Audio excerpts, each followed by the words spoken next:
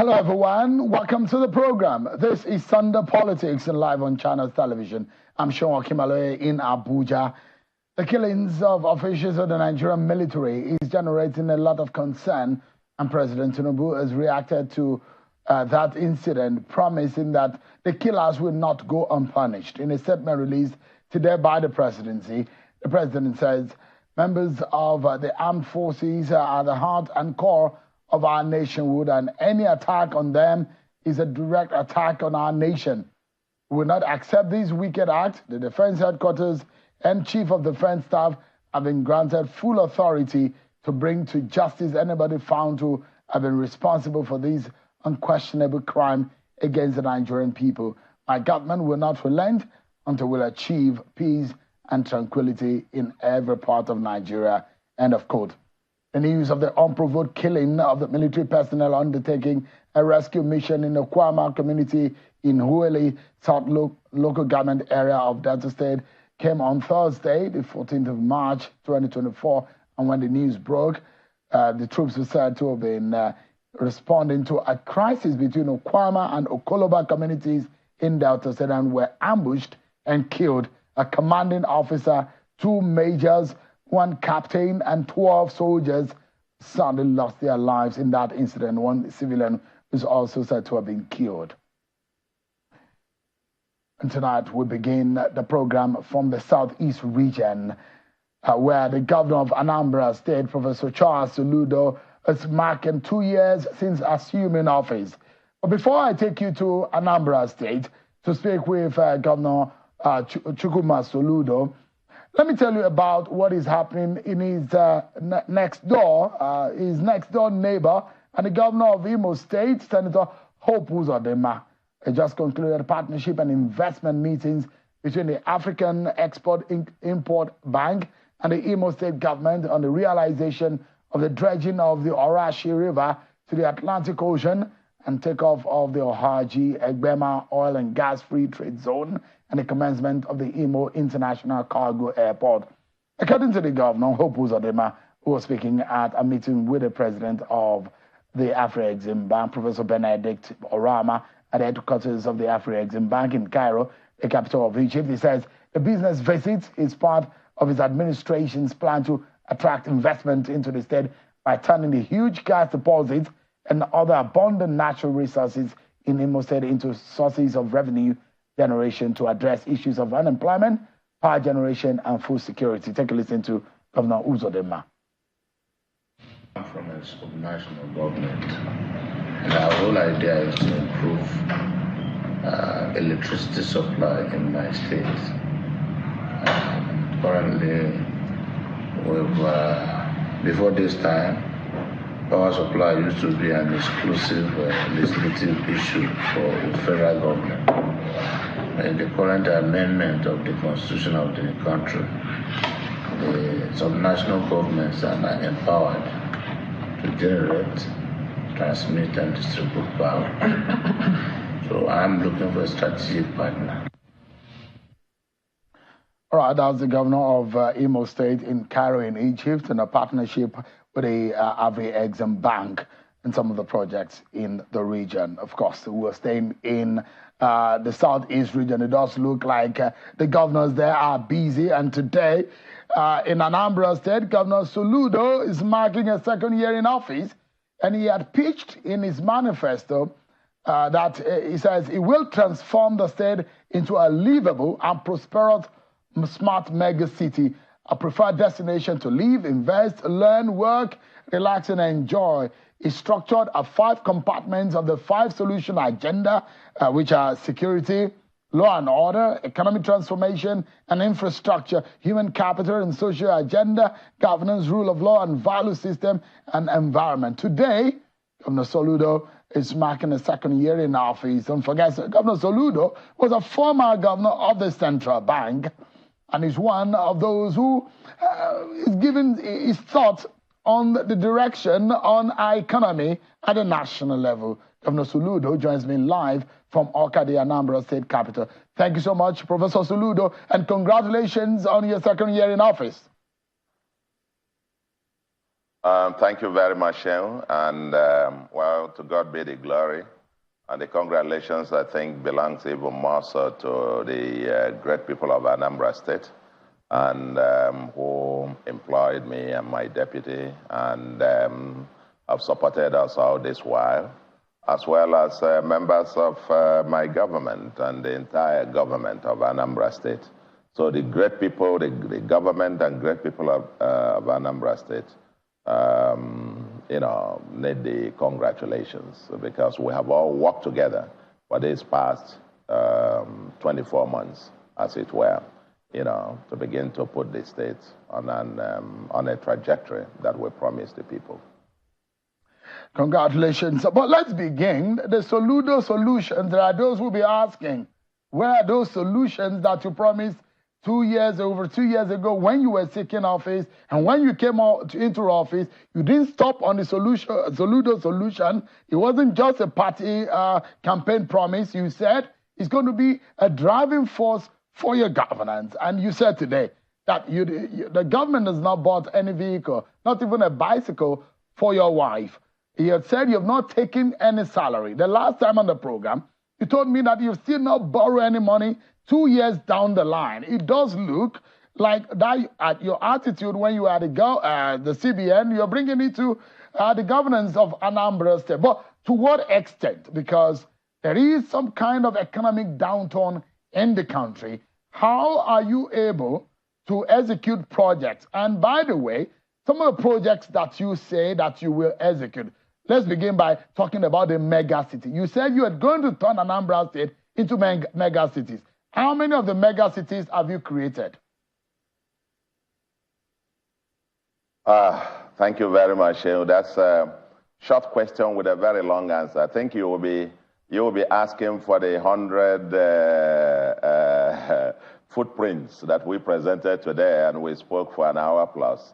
I think I'll better send you a copy of that to show you what the footprints are over this period. And thank you very much for putting a preface to this conversation by laying out the 5 key pillars and our mission here to, lay the foundation for a livable and prosperous smart mega city. Anambra as one smart mega city. That's what it is. That's what, when we say mega, is when it gets over 10 million people in it.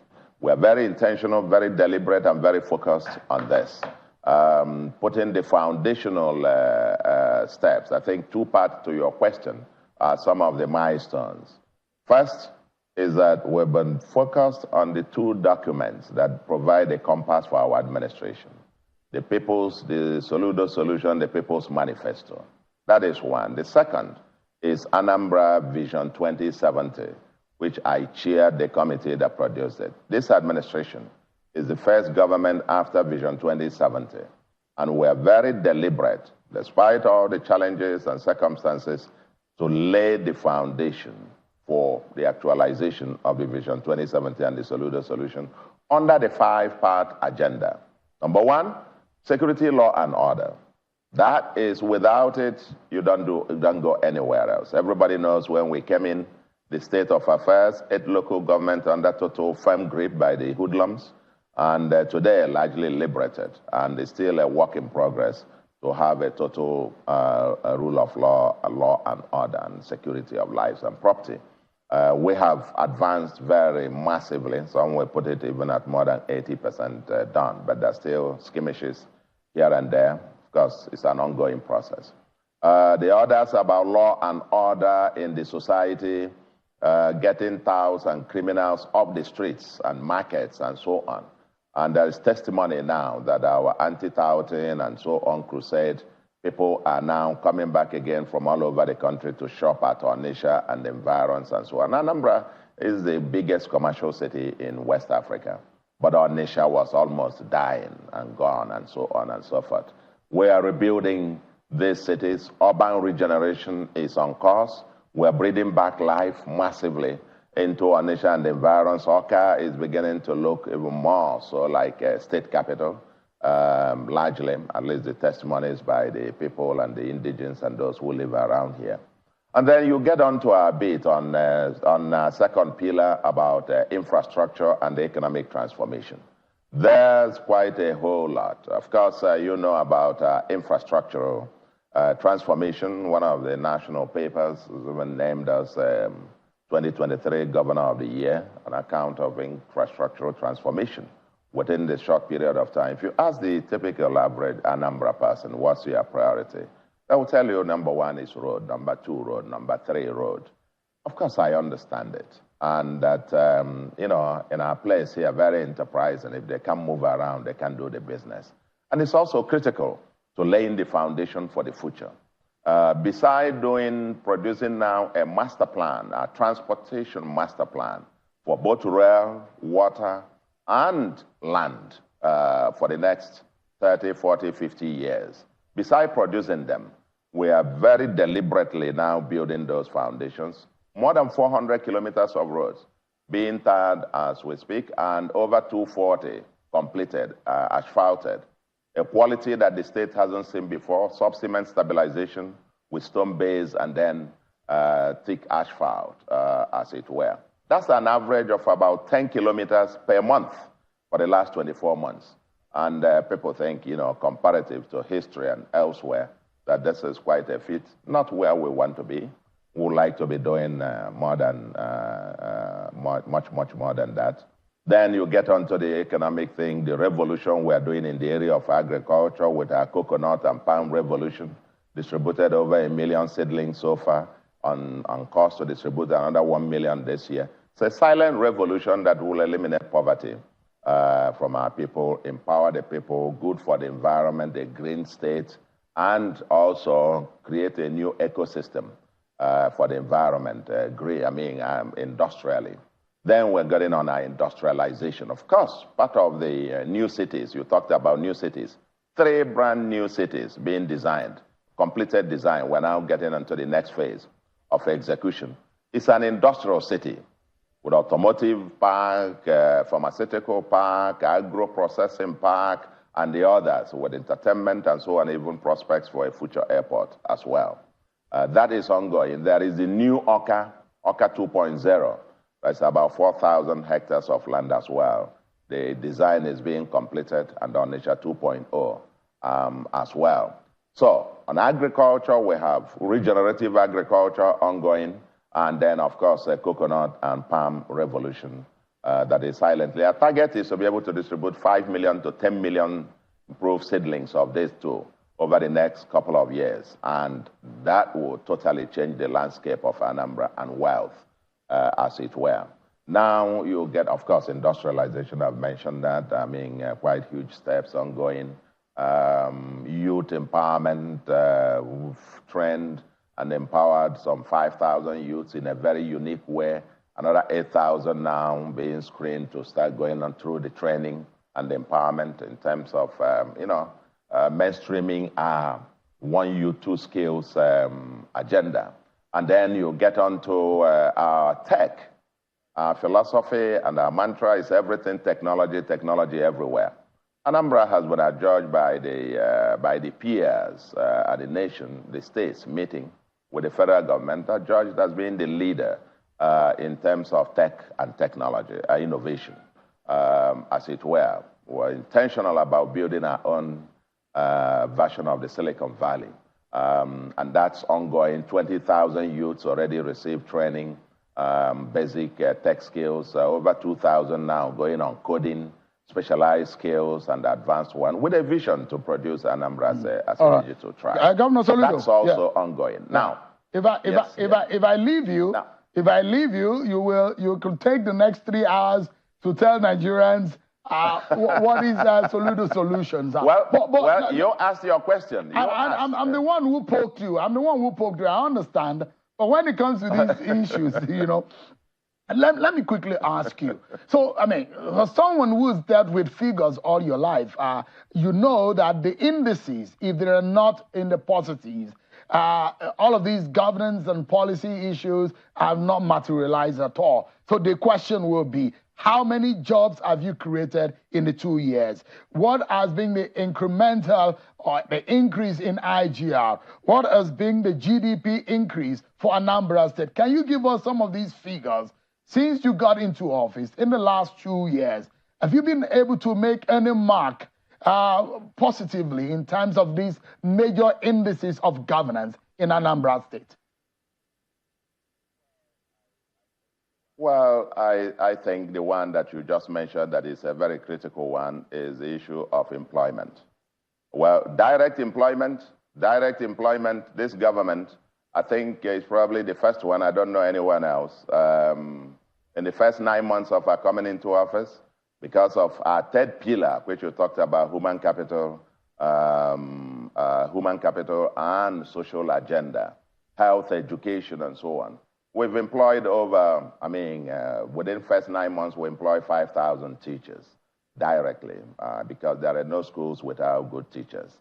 And we are processing another 3,000 of them. We've employed over 1,000 health workers, professionals in all our medical facilities all around the state and so on. Then, of course, in the area of security, we have over 2,000 of them in place. So in terms of direct employment and in terms of, officially, you might be talking about well over 11,000. Now, indirectly, our statistics office will be completing a survey very soon. And that's the private sector. Because when you talk about employment, government is the enabler.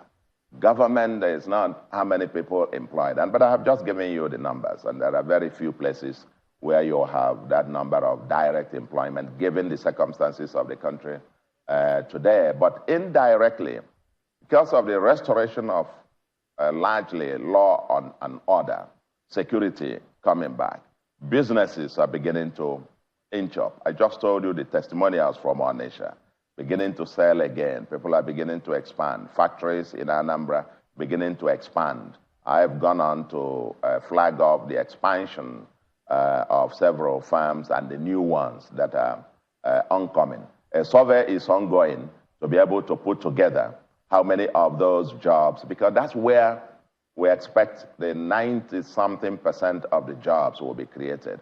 Hotels are getting full again, and so on and so forth. So it's the economic boom. The farmers are able to now to get back to their farms because they are able to bring out their goods from remote areas of the state, and so on and so forth. There are testimonials when I went to, commission some roads, and farmers saying for the first time they are now able to bring out their goods. Post-harvest losses down, income getting in their pockets. The keke drivers and the bus drivers now having more money because they don't go to the mechanic very so often, as these are testimonials by the people themselves. In fact, a bus driver walked up to me in Onitsha and handed me in money that he earned for the day to express his gratitude for what we are doing, and so on and so forth. So when you look at all of this, in fact, the road that you are showing, people there, the asset value of what people are getting, the properties that used to cost maybe 1 million, 2 million naira is now being sold for 15 million and so on. People are getting wealthier, transforming the transformations that we have embarked on. On IGR, yes, we've moved. Not as far as we would like to be. When we came, we were doing 1.4, 1.5, 1.4, 1.5, 1.4, 1.5 billion a month. As at the last count, gross was about 3.2, 3.3 billion, and now, when you net off the cost of collection, getting it to a little under 3 billion. That's not where we want to be. Our target this year is to be able to exceed 4 billion, and Anambra has the potential to get up to 10 billion on a monthly basis. So this is also, but you don't go on in a very weak economy. We are slow on some processes. For example, we stopped all taxes and levies on petty traders, hawkers, these people who have capital less than 100,000. truck pushers, barrow pushers, and so on and so forth on the street. No levies, nothing, so they can also, the poor, as you said, not only breathe, but also walk and run. We're putting money in the pockets of individuals with the free education, free basic education, truly free education. That's money back in the pockets of people. Free antenatal, free delivery, including cesarean operations in all public hospitals. That's putting money back in you see the testimonials of people. About 42,079 women now undergoing various forms of antenatal in Anambra free of charge, and thousands of deliveries every month in public hospitals at zero mortality.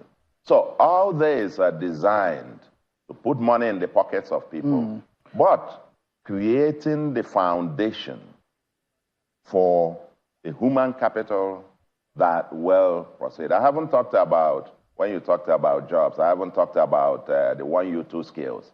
The 5,000 youths that were empowered, some of them have become employers. So that's part of what this study, our survey, is going to show. But so in terms of, you talk about IGR, you talk about employment, those are the key stuff. But then you need a survey over the medium term to be able to get to those in terms of the afternoon. Governor Soludo, quickly, just in about 60 seconds, if you can help me on this particular question.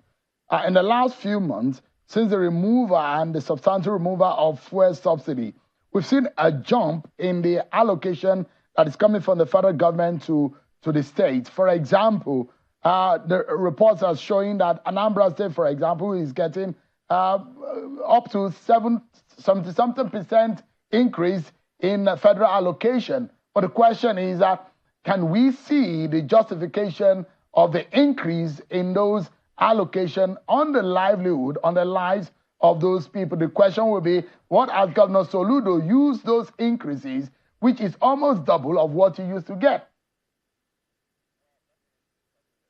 Well, let me tell you this. Unfortunately, you've asked a very short question with a long answer. Let me tell you straight away, Shane. What we are receiving today is a declining value. What you are referring to is what we call in economics money illusion. It's money illusion. Anambra State is receiving today less than 20% in terms of real value, or even in dollar terms, what it received at the peak of the period previously. Indeed, compared to what we were receiving at this time last year, what we were receiving last year about this time, 6, 7 billion, and now 9-point-something billion, the 10 billion. Let me be clear to you. In terms of purchasing power, whether you calculate by purchasing power, what is money? Money is what money can buy, okay? In terms of purchasing power in real terms or in dollar terms, compared to the previous years, when Anambra's total receipts was about 600, from 500. I have looked at the figures from 2004 till I assumed office. In fact, in 1 year, 2013, the total expenditure was 1.1-something billion. In today's Naira, that's almost 1.7, 1.8 trillion. And what we are getting today, in some years when we got about 4 billion, 5 billion as allocation, that was the time also, in dollar terms, that was 34 to 42, 43 million US dollars. That's when cement sold for a few hundred Naira. Today, cement sells for over 12,000 Naira. That's when diesel was less than 100 Naira. Today, it sold for 1,700 and so on, but we expected to power the same vehicles. So in terms of the actual value of what we are receiving, we are actually, the value has been declining. And let me be clear. If the current trend of what we received January, February continues, probably at the end of the year, Anambra will be receiving maybe barely about $100 million, compared to 600 million, 700 million, 400 million, even up to $1 billion in some years. in the past. So it is money illusion. How much does it cost? If you give someone 10,000 naira, the analogy where I want to conclude on this, if someone had 10,000 naira, maybe in 2005 or thereabout, and he could buy a bag of 50 kg bag of rice at 7,000 then. And today you give him 60,000 naira. Oh, wow, you've multiplied it by 6. Yet, that 60,000 cannot buy him the same 50 kg bag of rice. It's called money illusion. That's what we economists call money illusion. So, today, the reality is Anambra is receiving declining value relative to its history in the past, even relative in terms of value relative to what we received early last year. This I can tell you authoritatively. I do the numbers all the time, and I shake my head. But guess what? In spite of this, we are still producing value or receiving less than 20, 25% of what historically we are determined to give our people value of more than 5 times by doing what we call extraordinary. What our mantra here is doing more with less. We are conserving a whole lot, austerity on us. You said it at the beginning. Even at the personal level, I've refused to take any salary. My wife, there's no office of First Lady anywhere. Not to talk about a bicycle or whatever. She's using my private vehicles that I brought, with me in here, and so on. We've cut waste and cost of governance to bare bones. Our budget this year has recurrent of 23%, realistically, and everything else getting on investment. So it's required extraordinary reprioritizing what we spend, to focus on what the people's job, the priorities of the people, trying to put money in the pockets of the people by providing the environment for them to thrive. Our people are entrepreneurs, largely. So in terms of money, I want you to be on record that I said that in terms of what we receive from Federation account, the major function of money is a means of exchange, medium of exchange. Money is what money can buy. All right. So it's increased nominally, but in terms of its value, it's less than 20%, 25% compared to some previous years, even to early last year. Governor Soludo, let me anchor tonight on our conversation on national issues. You were in the room. You were one of those that the president called to seek their advice about this economic downturn. And I'm very sure that you must have spoken truth to power because you understand the figures. You know the situation. We perhaps have seen this before. Some of those policies look like what I saw when I was in school, the structural adjustment program. Where do we go from here? What did you tell the president? Because as an economist, you'll be dealing with the figures. How do we get out of this quagmire, the economic downturn that we have entered into as a nation? Seun, again, you've come with some of these your antics again, but I'm not gonna fall for it. I'm just asking questions, though.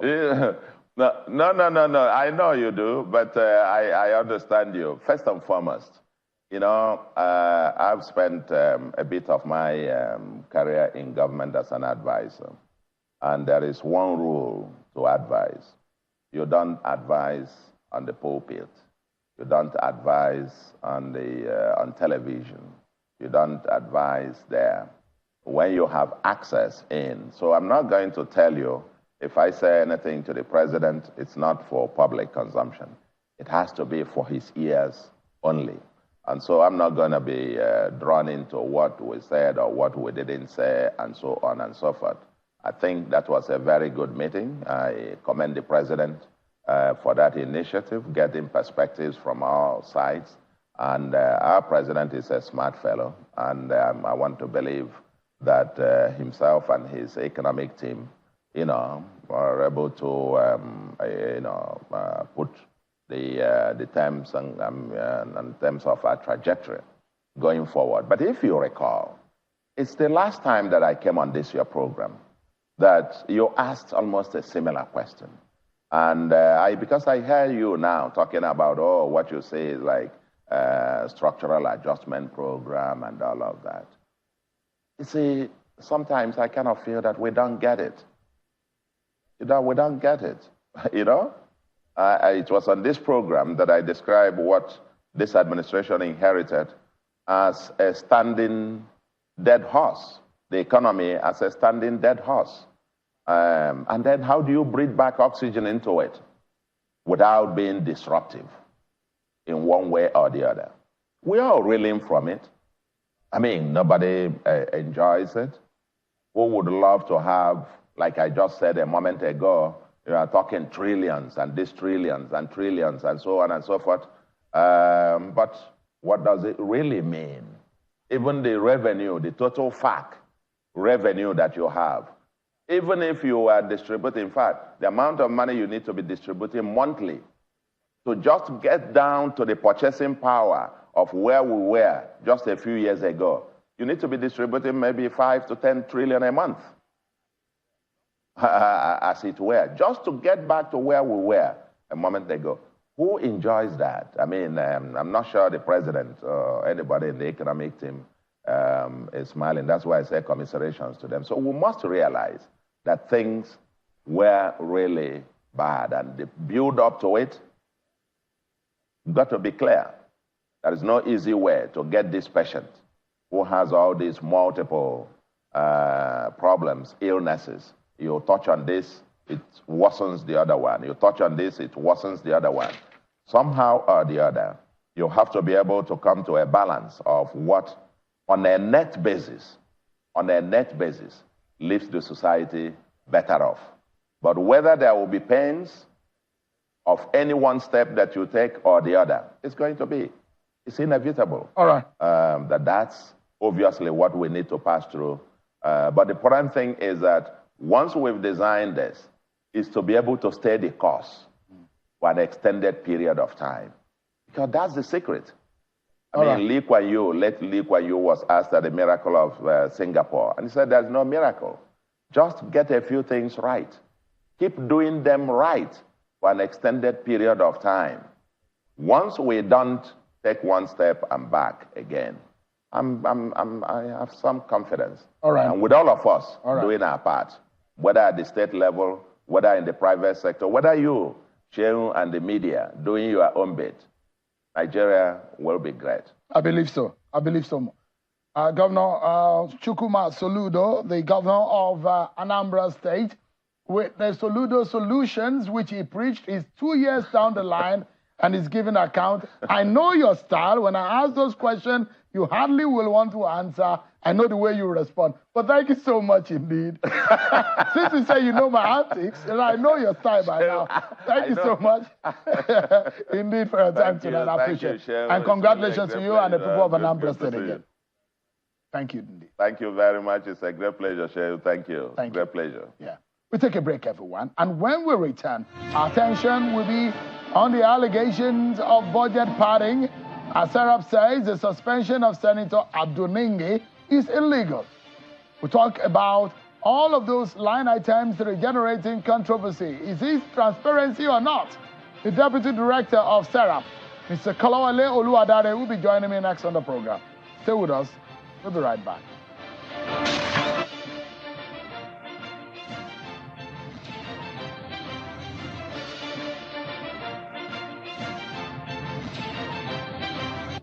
University, Nigeria invites you to her Silver Jubilee celebration. It is the first private and Catholic university in Nigeria. As a build-up, it will be hosting the IFCU conference from the 17th to the 19th of March 2024 at 9 a.m. daily. The grand finale for the Silver Jubilee celebration will hold on the 20th of March 2024 at 9 a.m. All events will hold at the University Auditorium of Madonna University, Elele, River State. Special guest of honor, His Excellency President Bola Ahmed Tinubu, GCFR, President of the Federal Republic of Nigeria. Distinguished speaker and guest of honor, Right Honorable Benjamin Kalu, Deputy Speaker of House of Representatives. Keynote speaker, Most Reverend Matthew Hassan Kuka, Catholic Bishop of Sokoto Diocese. Host, Very Reverend Father Professor E.M.B. Ede, Founder and Chancellor, Madonna University, Nigeria. Highlights for the event will be book launch, paper presentation, and awards. Madonna University, Nigeria Silver Jubilee Celebration, a university with a difference. Experience the opulence and security of Swiss Trade Doors. With over 30 years experience, exclusive with a touch of history and craftsmanship, Swiss Trade Doors are made from the finest ancient aga and ivory wood. A range of exclusive armored doors, elegant interior doors, carefully crafted by world-renowned architects and engineers. At Swiss Trade, a door is much more, plus premium quality onyx stones and luxury interiors. Visit Swiss Trade today or call now.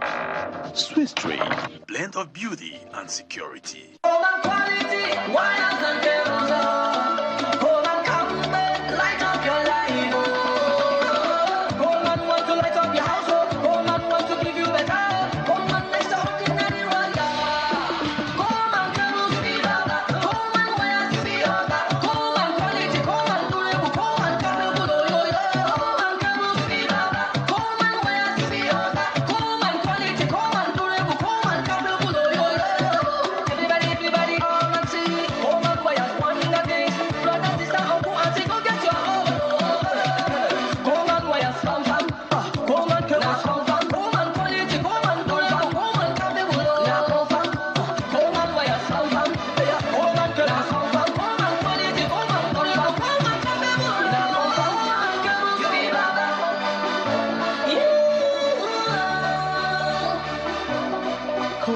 Wires and cable.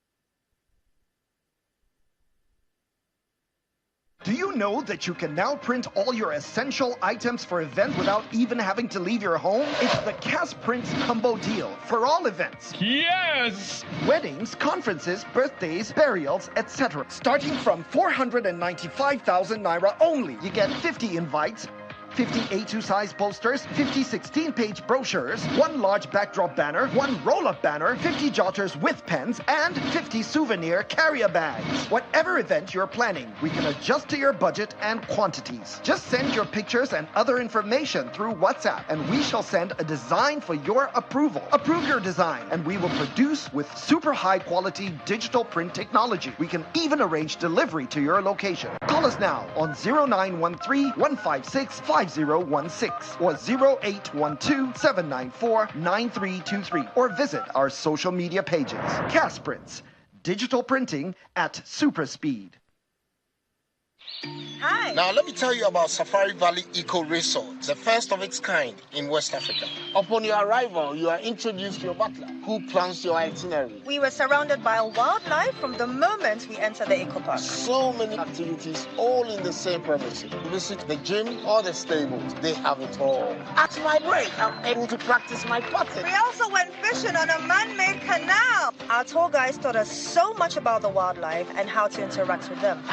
They used only electric vehicles here. This creates a serene environment. I'm told it's over 1,000 acres. My cabin here sits on 2 acres with a large terrace space overlooking my private swimming pool. Now this is royalty. They have their own farms, thousands of fruit trees. I can also have my lunch here at the waterfall. Quite a beautiful place you have here. Visit Safari Valley Eco Resort in Ghana, bringing you closer to nature. Before entering to the university, ask myself one question. What does education mean to you? Education is a tool to shape my future, fostering critical thinking and problem-solving skills. Philomart University City Campus, Maitama Abuja, is now open. Visit www.philomart.edu.ng to get started. Quality, why not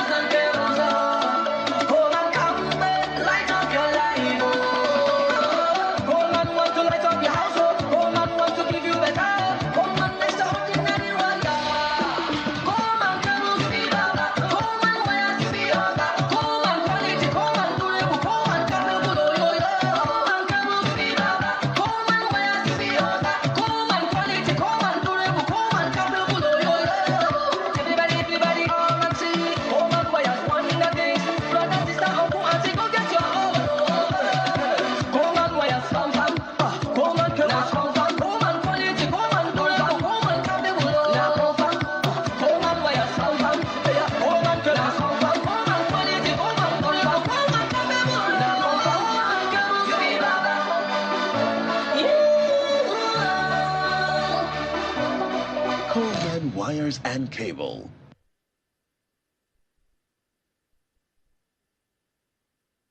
Experience the opulence and security of Swiss traders with over 30 years experience, exclusive with a touch of history and craftsmanship. Swiss traders are made from the finest ancient aga and ivory wood, a range of exclusive armored doors, elegant interior doors carefully crafted by world-renowned architects and engineers. At Swiss Trade, a door is much more, plus premium quality onyx stones and luxury interiors. Visit Swiss Trade today or call now.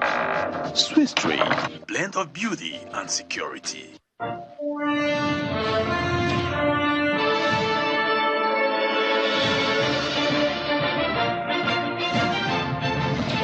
Staying with us, the Socioeconomic Rights and Accountability Project, SARAP, has asked the Senate President, Senator Godswill Akpabio, to urgently refer the allegations that lawmakers padded the 2024 budget by irregularly inserting projects worth 3.7 trillion naira to appropriate anti-corruption agencies for investigation and prosecution. SARAP is asking him to also immediately reinstate the whistleblower, Senator Ningi, who was recently suspended from the Senate over his allegations that the lawmakers padded the 2024 budget by irregularly inserting projects in that sum. SARAP has also asked him to make a public commitment to discontinue the patently unlawful constituency projects in the next budget cycle.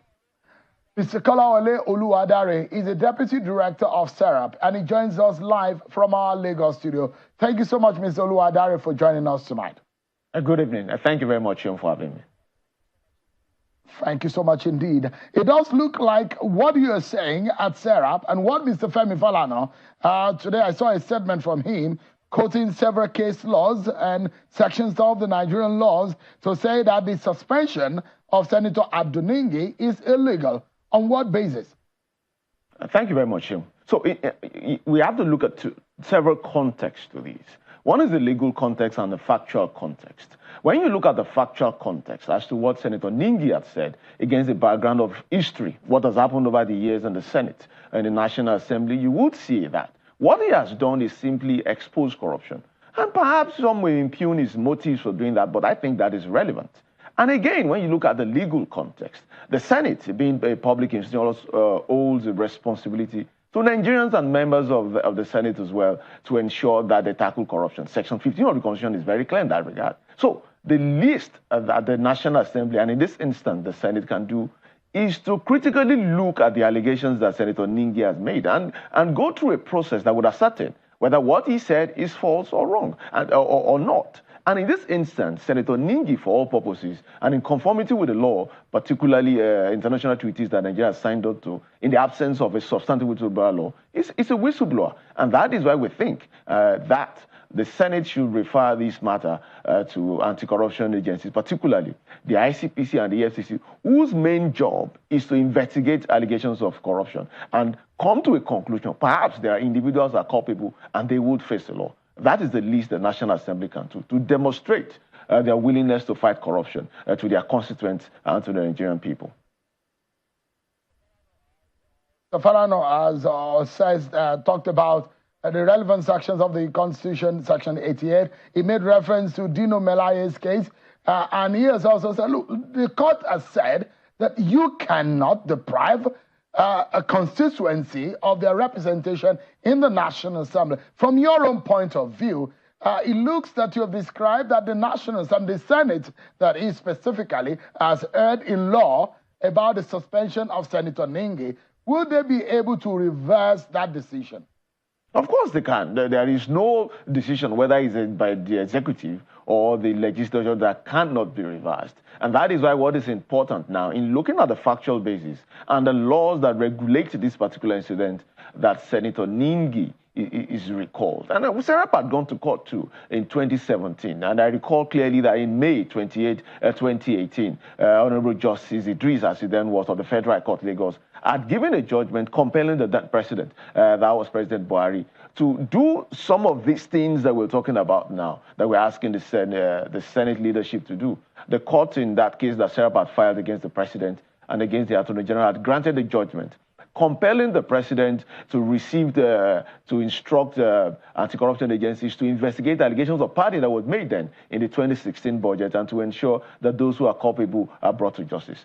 As you would expect, that judgment is yet to be enforced. And now history, as it were, is repeating itself. So the best thing the Senate can do, apart from also referring this matter to anti-corruption agencies, is to recall Senator Ningi. And perhaps after the anti-corruption agencies have done their job and perhaps discloses that those allegations were false, that would perhaps be a basis for any kind of suspension, if there should be a suspension in the first place.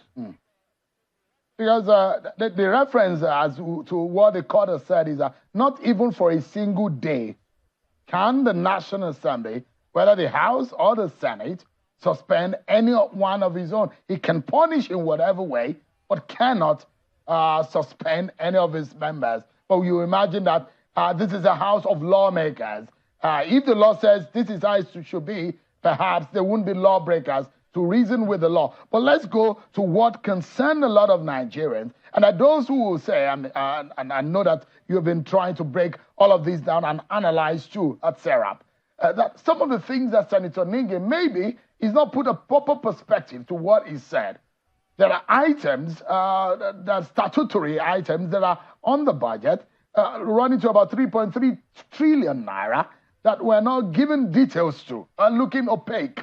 And budget in appropriation bill or act should not be opaque. Every Nigerian should have access to what the monies of Nigeria is being spent on. Budget of the National Assembly, budget of the Judiciary, budget of UBEC, budget of INEC, and not giving details. Is that how it's supposed to be, Mr. Oluwadare? Oh, certainly not, sure. And there are several issues to these allegations of padding, or perhaps what can be referred to as consensus projects. So, and it's very important that Nigerians understand the scope of these issues. What Senator Ningi is saying, and for a fact, what is happening, the allegations he has made, is that the National Assembly has inserted many projects into the 2024 appropriation bill that is now an appropriation act. It is a law, as it were. Specifically, the National Assembly inserted more than 7,400 projects. And you would understand that significantly increased the capital expenditure in the budget. So it is not enough that the National Assembly increased its own allocation to 344 billion naira. It is also not enough that the National Assembly had increased the total budget with over 1 trillion, amounting to 28 trillion. What is important within the context of this discourse is that the National Assembly inserted, and the emphasis is on inserted. It means they created more than 7,000 projects into the budget. And as if that is not enough, most of these budgets are so unclear and they are opaque in even the distributions and the line items. And then secondly, some of them are not broken down. They are just lump sums. And then thirdly, some of those ministries, departments, and agencies that these budgets have been allocated to, of course, do not have anything to do with such budgets. For instance, why would the Ministry of Agriculture and Food Security be concerned with provision of buses and roads in Lagos State? You would wonder. These are those issues surrounding these allegations of padding and what Nigerians have come to understand as zonal intervention projects, which is called consensus projects, which is patently unlawful. There is no basis in law for why senators who have the statutory business of lawmaking should be involved in what is primarily the function of the executive. Perhaps, more importantly, the abuse that we've seen over the years in the way these zonal intervention projects are run. And that is why it's very important that they just pay attention now and are able to speak up to ensure that the National Assembly does the right thing in this instance. I'm wondering if all of these projects, yes, it's good to direct projects to your constituency, but whether or not all of these projects that are being inserted align with the agenda of the federal government in some of the projects in a nation that we are complaining that we do not have money. A 10 trillion perhaps is just about 5 trillion in value compared to what we know in January of last year. So the budget in itself and the value that are being transmitted in December amounts to less than that in the value a few months ago. Well, you will imagine, funnily, projects like infrastructure and provision of retaining wall across some selected Federal Unity College, equipping of workshops, technical catering to the tune of 1.96 billion. As if that is not enough. You see others to the tune of 5 billion in construction of Federal College of Education complex, construction of National Open University campus in Kaduna, 5 billion, 5 billion in each of those items. Construction of street lights, as you were reading, of traditional rulers.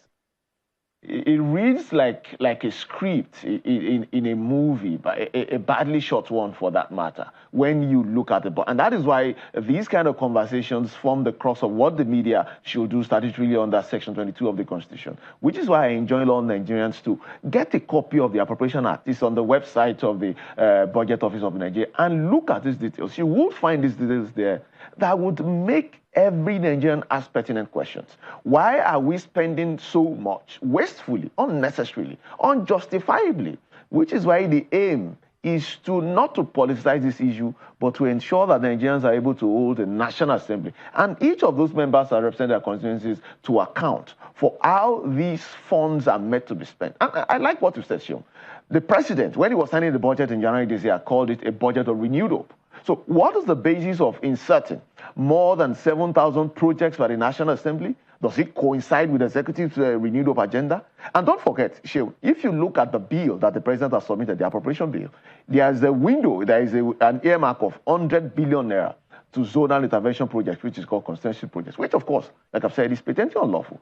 But the lawmakers went over and above board by allocating more than 200 billion of budget of consensus projects in the budget, inserting it in various mid-MDAs, particularly the Ministry of Agriculture and Food Security carries more than 2,000 of those projects, which of course, most of it are not things that even the ministry itself is statutorily empowered to do. And it's just so sad.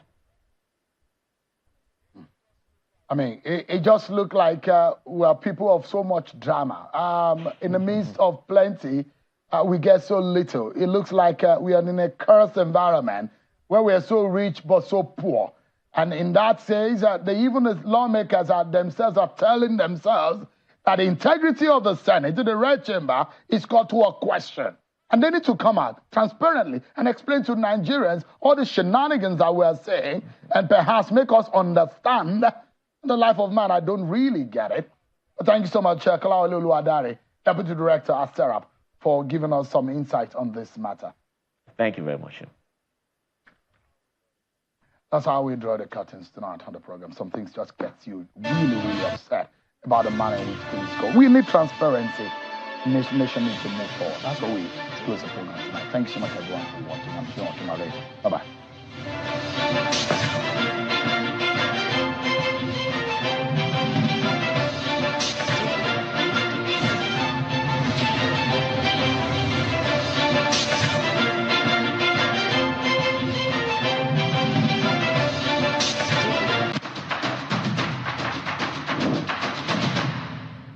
Welcome to another episode of Democracy 101 in 5.